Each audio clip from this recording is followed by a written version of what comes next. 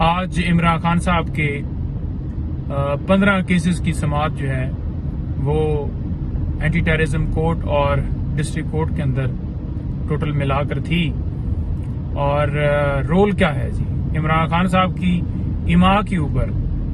Traffic block ہوئی، اماں کے اوپر توڑ پھوڑ ہوئی، اماں کے اوپر جلاؤ گراؤ ہوا، یہ اس طرح کے مقدمات ہیں. بات یہ ہے کہ ایک طرف ریاست پوری لگی ہوئی ہے، پروٹوکول دیے جا رہے ہیں، جو ایک اشتہاری تھے اس کو گرفتار نہیں کیا گیا کسی ایئرپورٹ کے اوپر، اور دوسرے نمبر پر دبئی بیٹھے ہوئے اسے یہاں سے ضمانت دے دی جاتی ہے، اور دوسرے نمبر پر بایو میٹرک کے لیے مشینیں جو ہیں وہ ایئرپورٹ کے اوپر پہنچ جاتی ہیں.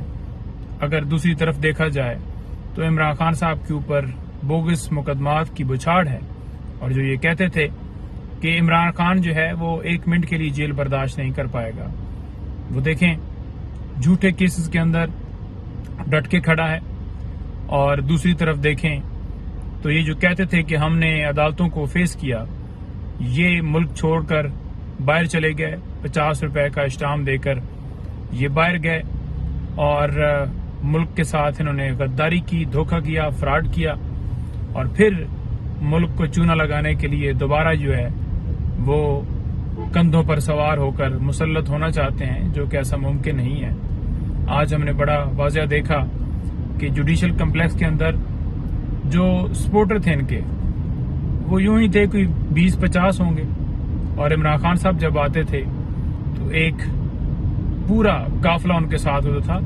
وہ کوئی حملہ کرنے کے لیے نہیں آتے تھے، وہ عمران خان کے ویژن کے ساتھ لوگ کھڑے تھے اور اظہار یکجہتی کرنے کے لیے عمران خان صاحب کے ساتھ آتے تھے، جیسے کہ آج وہ چند جو ورکر ان کے ساتھ آئے ہیں. لیکن اسلام آباد پولیس ہو تو آج بڑا ہم نے وہاں پر ماحول جو ہے پرسکون دیکھا. جب خان صاحب پیش ہوتے تھے تو وہاں پر رینجر ہوتی تھی، پولیس اور ایف سی، یہ ساری جو فورسز ہیں وہاں پر تعینات ہوتی تھی، اور باقاعدہ طور پر پاکستان تحریک انصاف کے کارکنان کے اوپر لاٹھی چارج ہوتا تھا، اور باقاعدہ طور پر شیل برسائے جاتے تھے، جو ہے ڈنڈے مارے جاتے تھے، اور پھر ایف آئی آر بھی درج کر دی جاتی تھی کہ آپ نے حملہ کیا ہے. اور آج پرسکون پولیس نظر آئی. ہم یہ نہیں کہتے کہ کسی کے اوپر ڈنڈے مارے جائیں یا پی ایم ایل این کے ورکرز کے اوپر کوئی تشدد کیا جائے، لیکن پاکستان تحریک انصاف کے جو کارکن تھے، سپورٹر تھے، ان کے ساتھ ایسا کیوں سلوک کیا گیا؟ کیا ریاست جو ہے ان لوگوں کی ماں نہیں ہے؟ کیا ریاست کا یہ کام ہے کہ اپنے لوگوں کے اوپر ظلم و ستم کرنا، تشدد کرنا؟ یہ ریاست کا کام ہے؟ تو آج یہ جناب جو مجرم ہیں وہ پیش ہو رہے ہیں، اور ان کو باقاعدہ طور پر پروٹوکول دیا گیا ہے. جب ہم سیکیورٹی کی درخواست اسلام آباد ہائی کورٹ میں بھی لے کر جاتے ہیں تو اس کے اوپر مہینوں فیصلہ نہیں ہوتا، اور اگلے دن وہ درخواست لگی ہوئی تھی. اور دوسری طرف دیکھا جائے تو اس کا سٹیٹس جو ہے وہ ملزم کا ہے، اور اسے پروٹوکول دیے جا رہے ہیں، اسے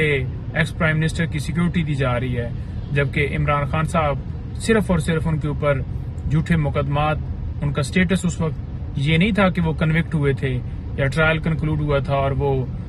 جو قصوروار پائے گئے تھے. اس کے باوجود ان کے ساتھ جو ہے وہ یہ سلوک کیا گیا، لیکن وہ اپنی سیکیورٹی کے ساتھ تمام عدالتوں میں قانون کی پاسداری کرتے ہوئے، آئین کی بالادستی کے لیے 20 مقدمات میں عدالتوں کے سامنے عدالتوں کا احترام کرتے ہوئے پیش ہوتے تھے. اور آج بھی 15 مقدمات ان کے لگے ہوئے ہیں. تو یہ جھوٹے کیسز جن میں عمران خان صاحب نے سامنا کیا، بھاگے نہیں، لندن نہیں گئے، اپنی پراپرٹیاں نہیں بنائی، اپنے کاروبار نہیں بنائے، بلکہ جو ان کا مقصد تھا کہ ملک کو سرو کرنا ہے، ملک کو حقیقی آزادی دلانی ہے، وہ ویژن انہوں نے لوگوں کو دے دیا ہے.